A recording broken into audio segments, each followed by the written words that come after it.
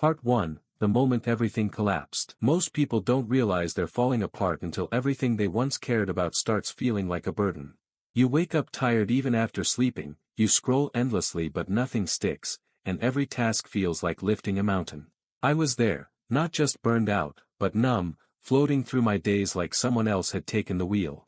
Friends started asking if I was okay, and I kept saying I was just tired, even though I knew it ran deeper. I had stopped showing up for my own life, not dramatically, but quietly, one skipped habit at a time. The world saw someone functioning, but I felt like I was dissolving inside my skin. And it wasn't one massive failure that got me here, it was erosion. Small neglects. Missed cues.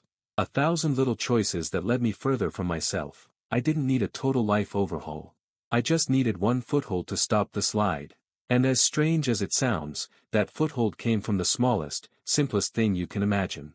It didn't look like much at first.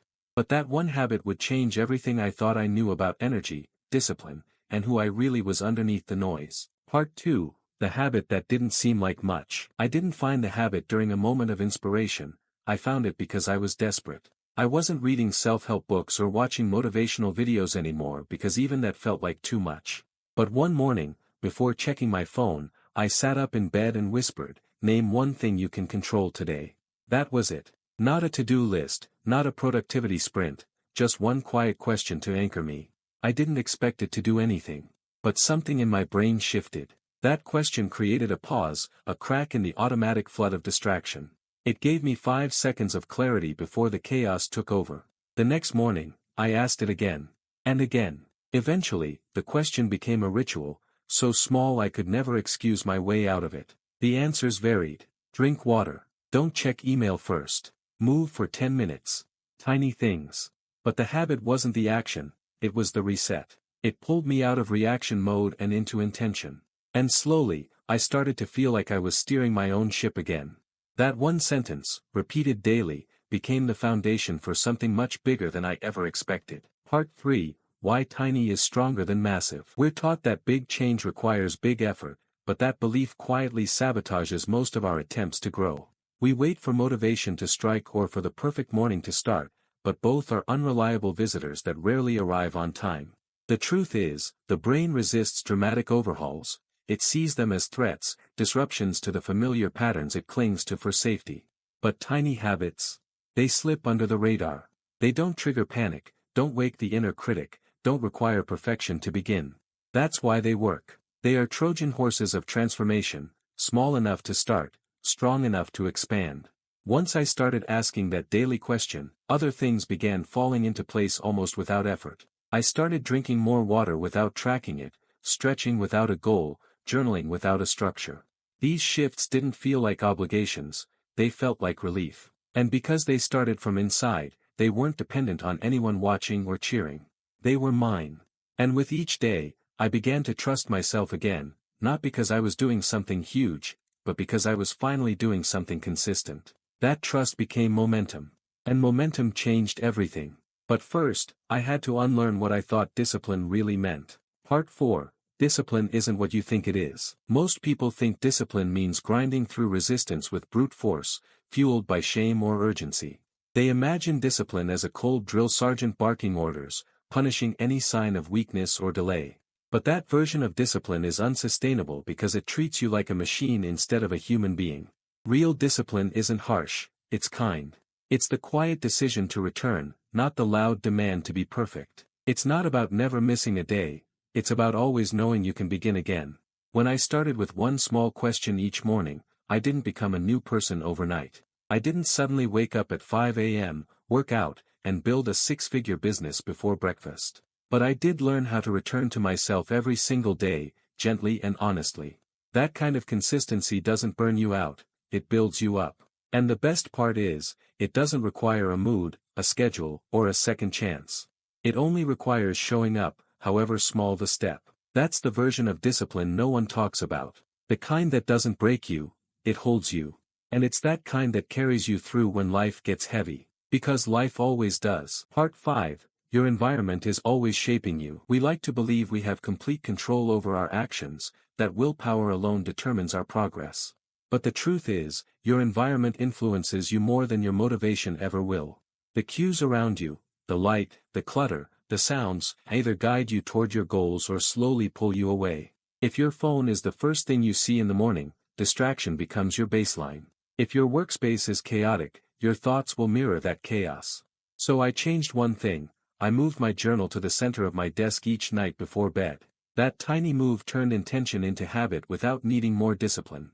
Each morning, instead of reaching for my phone, I saw a blank page inviting me back. Environment is the invisible hand that sculpts your days. It whispers where to look and what to do next. And once you start designing your space to support the person you want to be, momentum builds quietly. The beauty of this is that it works even when you're tired, distracted, or unmotivated. Because it's not about remembering, it's about removing friction.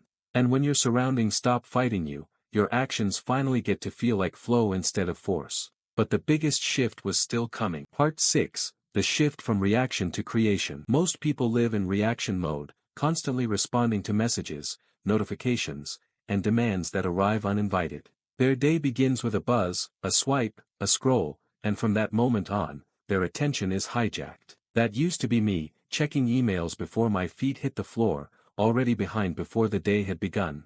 But when I adopted that one small habit, writing before checking anything else, I reclaimed the most sacred part of my day. I was no longer reacting to the world, I was creating from within. That tiny ritual, repeated daily, taught me something powerful. When you choose where your energy goes first, the rest of the day follows. You begin with clarity instead of noise, intention instead of impulse. And it changes the tone of everything. You stop feeling scattered and start feeling anchored. This isn't about becoming superhuman or maximizing productivity at all costs. It's about deciding that your inner life deserves a moment before the outer world rushes in. One quiet moment of presence can echo across 12 noisy hours. That shift, from reacting to creating, became the difference between surviving and actually feeling awake. But I didn't realize how deep that change had gone until something unexpected happened next. Part 7, the ripple effect you don't expect. At first, the change felt small, just 10 quiet minutes at a desk before the noise began. But over time, something deeper unfolded. That one tiny habit began bleeding into everything else, not just the mornings, but how I showed up at work, how I listened in conversations, how I responded to setbacks. It wasn't about discipline anymore, it was about identity. I started seeing myself differently, not someone trying to be consistent, but someone who already was. I took more walks without my phone. I paused before replying in frustration. I remembered to breathe when pressure built. It's strange how one habit can quietly upgrade your self-respect, how it reminds you that you're allowed to live deliberately. And people noticed, not because I became louder, but because I became more grounded. Confidence grows when your life aligns with your values, even in the smallest routines. The world didn't change, but how I moved through it did. And that shift, while invisible at first, started reshaping everything that mattered. But I didn't truly understand the full cost of ignoring this kind of habit until someone close to me reached a breaking point. Part 8, the choice you'll have to make. They had all the talent, all the ideas, even all the opportunity, but they couldn't follow through. Every week was a fresh plan, a new vision, another goal scribbled in a notebook they'd never open again. And slowly, I watched them lose belief in themselves, not because they failed, but because they quit too often. It hit me hard. Discipline isn't just a skill, it's a lifeline. Without it, even your best dreams start to rot. That's when I realized how close I'd been to that same path, how fragile change really is. This one habit, the smallest part of my day, had saved me from that slide. It taught me that progress isn't about big leaps, but about tiny movements made daily, especially when no one's watching. You can wait for motivation or inspiration, but it rarely shows up on time. What does show up is the clock. The choice.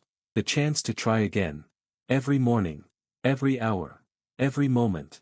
One habit, practiced with honesty, can rewire your future. Not because it's flashy, but because it's yours. So build the one habit that makes you feel most alive. And once it's there, protect it like it's everything, because it just might be.